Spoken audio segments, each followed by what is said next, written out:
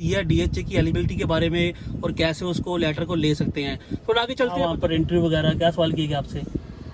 मेरे दो interview. Sir हमको एयरपोर्ट पर लेने कौन आएगा, हम एयरपोर्ट से अपने अकोमोडेशन कैसे जाएंगे, ऐसे बहुत एक जेन्युइन सवाल। थेरेपी में यहाँ पर क्या सैलरी रेंज है? देखो यहाँ पे डिपेंड करता है कि आप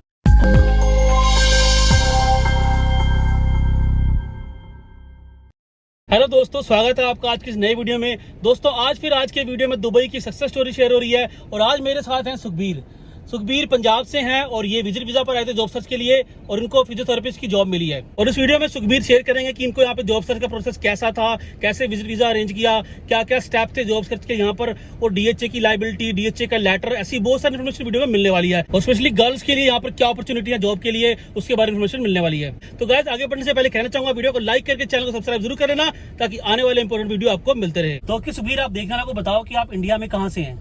मैं इंडिया से गुरदासपुर से हूँ, पंजाब से।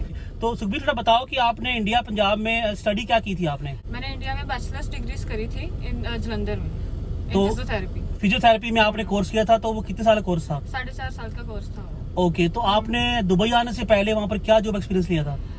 दुबई आने से पहले हमें 2 साल का एक्सपीरियंस लेना पड़ता है यहाँ का लेटर क्लियर करने के लिए, उसको हम डीएचए लेटर बोलते हैं। ओके, तो दुबई में आने के लिए मेडिकल प्रोफेशन में या आपकी बोले कि फिजियोथेरेपी की जॉब में आने के लिए आपको 2 साल एक्सपीरियंस होना जरूरी है? हाँ, वो मैंडेटरी है, वहाँ करना पड़ेगा आपको। ओके, तो इंडिया में 2 साल एक्सपीरियंस लेने के बाद आप डीएचए का अप्लाई कैसे किया आपने? डीएचए की ऑनलाइन साइट मिलती है हमें गूगल में, वहाँ जाके अपनी आईडी बनाओ, आईडी बना के वहाँ पे अपने डॉक्यूमेंट सबमिट करो, वो आपको वेरिफिकेशन कर देंगे कि आप एलिजिबल हो यहाँ पे अप्लाई करने के लिए कि नहीं अप्लाई करने के लिए। सो ओके डियर, थोड़ा सा ये आपने बहुत अच्छी इन्फॉर्मेशन दी है डीएचए की एलिजिबिलिटी के बारे में और कैसे उसको लेटर को ले सकते हैं। थोड़ा आगे चलते हैं, बताओ कि जैसे दुबई आने के लिए वीजा फ्लाइट आपने कैसे अरेंज किया था और इमिग्रेशन का प्रोसेस कैसा रहा?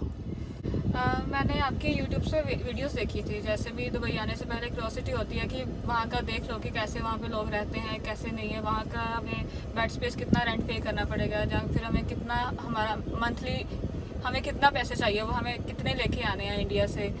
और उसके बाद मैंने आपको बताया कि मैंने आना है, तो मैंने आपके थ्रू मैंने अप्लाई करा, तो मेरे को 1 हफ्ते के अंदर वीज़ा मिल गया था और फिर मैंने आपसे ही फ्लाइट टिकट करवा लिया। इमिग्रेशन का प्रोसेस कैसा रहा कि वहाँ पर कोई सवाल जवाब पूछा गया या कोई वहाँ पर ऐसी कोई आपसे इन्फॉर्मेशन कलेक्ट की गई, कोई डॉक्यूमेंट पूछा गया? नहीं, वहाँ पे सिर्फ मेरे को 2 क्वेश्चन पुट करे गए कि आप क्यों वहाँ जा रहे हो। पहला था तो मैंने बोल दिया उनको कि मैं बस घूमने जा रही हूँ और जॉब सर्च के लिए जा रही हूँ, तो उन्होंने मेरे से कोई दूसरा क्वेश्चन पुट नहीं करा उसके बाद। और वहाँ पर आपका वीजा चेक हुआ, कहीं पर टिकट वगैरह चेक हुई? नहीं, ऐसा कुछ नहीं हुआ मेरे साथ। क्योंकि दुबई का वीजा वो ई वीजा होता है, वो सिस्टम में अपडेट रहता है, तो इसलिए आपसे कोई हार्ड कॉपी नहीं पूछते हैं वहाँ पर? नहीं पूछा, मेरे से कुछ नहीं। तो भी थोड़ा बताओ देखने वालों के लिए, स्पेशली गर्ल्स के लिए दुबई में अकोमोडेशन के लिए क्या सजेस्ट करना चाहते हो कि कैसे गर्ल्स अपना एक अच्छा अकोमोडेशन ढूंढ सकें और कैसे अपने पैसे भी कम खर्च करें? यहाँ पे हमें सबसे पहले बेड स्पेस लेना पड़ता है। आप इंडिया से बुक करवा सकते हैं इनसे, मैंने भी इनसे ही बुक करवाया था। और हम बेड स्पेस का रेंट इतना ज़्यादा नहीं होता है, अगर आप होटल से कंपेयर करते हो किसी से, तो वहाँ पे आपको ज़्यादा पड़ जाता है रहने के लिए, क्योंकि सब बोलते हैं कि पहले होटल बुक करा लो फिर जाके हम बेड स्पेस ढूंढ लेंगे। हाँ, अगर वो होटल में तो 400-500 दिरहम आपके 2-3 दिन में लग जाएंगे। हाँ, और यहाँ पर 1 महीने के में आपको 400-500 की अकोमोडेशन मिल जाएगी। हाँ, पूरे महीने के लिए मिल जाएगी। हाँ, तो कैसा रहता है लड़कियों का यहाँ पे अकोमोडेशन वगैरह? मतलब आप बोल सकते हो कि आपको किनके साथ रूम चाहिए। आपको इंडियंस लड़की भी मिल जाएगी, आपको जहाँ से भी आप आ रहे हो, अफ्रीका से आ रहे हो, कहीं से भी आ रहे हो, वहाँ सब तरह के यहाँ पे लोग मतलब हर तरह की, जैसे नेपाली, इंडियन, पाकिस्तानी, सब तरह की यहाँ पर गर्ल्स के शेयरिंग फ्लैट्स रहते हैं। तो शेयरिंग फ्लैट में कैसा रहता है खाने बनाने का सिस्टम और सब? जैसे कितनी लड़कियाँ रहती है एक रूम में? खाना बनाने का ऐसा है कि मैं यहाँ पे आई थी तो मेरे को इंडियन लड़कियाँ मिल गई थी, तो वो मेरे साथ बहुत अच्छी थी, तो मैं उनके साथ ही बना रही हूँ। तो मेरा इतना ज़्यादा खर्चा नहीं, अभी भी इतना ज़्यादा खर्चा नहीं आ रहा है। जैसे आप बोल सकते हो कि 300 दिरहम पर मंथ का आ गया, उससे ज़्यादा तो नहीं आ रहा है, 200 ही आता है मैक्सिमम। 200-300 में खाने का हो जाता है और रहने का भी 400-500 में। 400-500 में हो जाता है। तो ये बहुत अच्छी बात है कि मतलब 700 दिरहम में आप अपना इकोनॉमिकल तरीके से अपना लिविंग कर सकते हो, खाना रहना। ओके सुखबीर, आप देखने वालों को बताओ कि आपने दुबई आने के बाद जॉब सर्च कैसे स्टार्ट किया, क्या क्या प्रोसेस आपने फॉलो किया? यहाँ पे ऐप्स हैं, जैसे लिंक्डइन ऐप हो गया, naukri.com हो गया, या फिर इंडीड ऐप हो गया। आप उन पे अपनी प्रोफाइल्स बनाओ, अपना CV अपडेट करो, CV पे अपना नंबर अपडेट करो, ईमेल अपडेट करो, लिंक्डइन की प्रोफाइल अपडेट करो।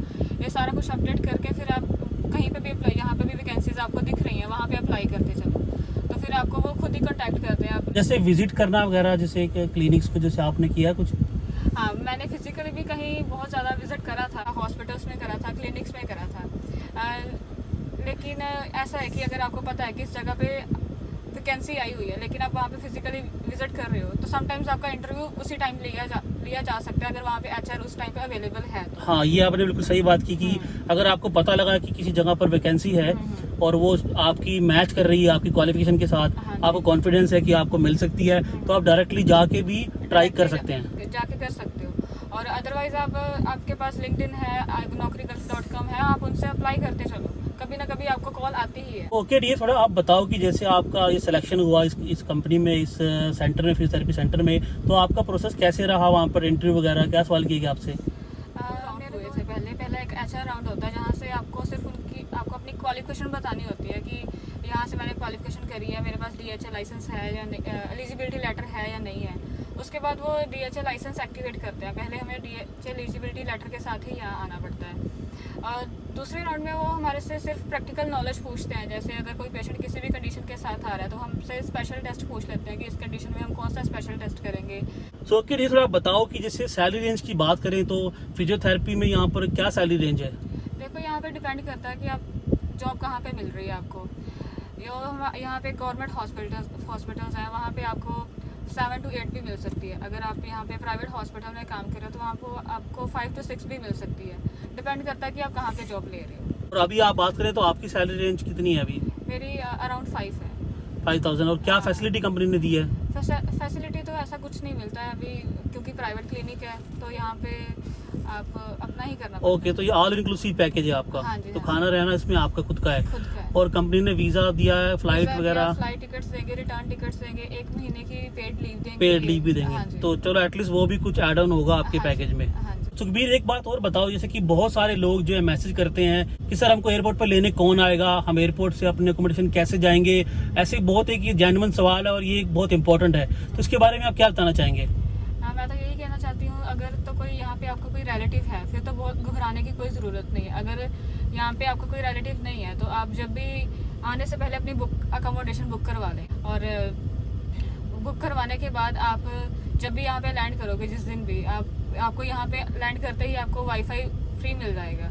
हाँ, दुबई एयरपोर्ट में फ्री वाईफाई मिल जाता है। फ्री मिल जाता है। उसके बाद वहाँ से आपको टूरिस्ट वीज़ा सिम मिल जाएगी, उन्होंने भी वो भी फ्री दे देते हैं आपको टूरिस्ट वीज़ा सिम। उसके बाद आप अपनी वहाँ से टैक्सी बुक करवाएं, टैक्सी में भी आपको वाईफाई फ्री मिल जाएगा। टैक्सी पे अपनी लोकेशन डालें और आपको वो आपकी अकोमोडेशन पे छोड़ देंगे जी। तो मतलब कि आप आने से पहले अपनी जो लोकेशन है वो फिक्स कर लें बेड स्पेस की, और फिर आप आराम से वहाँ लैंड होने के बाद सिम यूज कर सकते हैं और मैप डाल के आपके फोन में डायरेक्टली आपकी लोकेशन पे पहुंच सकते हैं। हाँ जी, हाँ जी। और वहाँ पर जैसे आपको शेयरिंग टैक्सी हो गई या बस हो गई, ऐसे बहुत सारे ऑप्शन, मेट्रो का भी ऑप्शन मिलता है वहाँ पर। मेट्रो का ऑप्शन मिलता है, वो टर्मिनल 1 या 2 पे मिलता है। तो okay dear Sukhbir, thank you very much for all this information. उम्मीद करते हैं आपने बहुत अच्छी इन्फॉर्मेशन दी है और ये लड़कियों के काम आएगी जो दुबई आना चाहती है जॉब करने के लिए।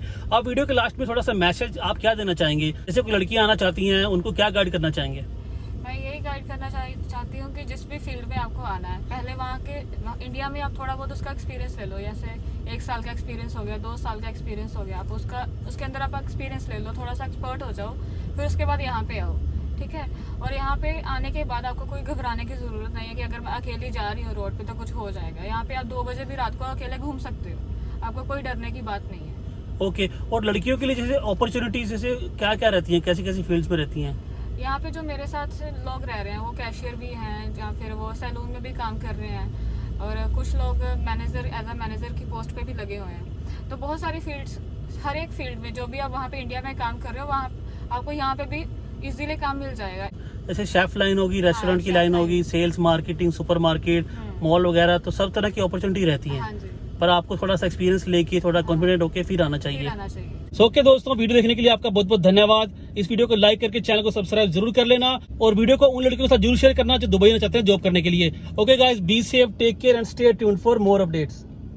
आपको क्या फैसिलिटी मिली कंपनी? पर होने वाले होते 10-15 दिन में ही कॉन्फिडेंस डाउन। हेल्प कैसे हुई और कैसे आपको जॉब मिली? मुझे बहुत सारी हेल्प की थी, जैसे कि कैसे कंपनी में अप्लाई करना है। सबसे पहले आप लोगों को कांग्रेचुलेशन जॉब, उसमें चैनल से क्या हेल्प मिला, क्या इन्फॉर्मेशन मिला आपको? Don't be get demotivated because of this. Jobs की सिचुएशन कैसी है, जॉब मार्केट कैसी चल रही है, लाइफ कैसी जा रही है?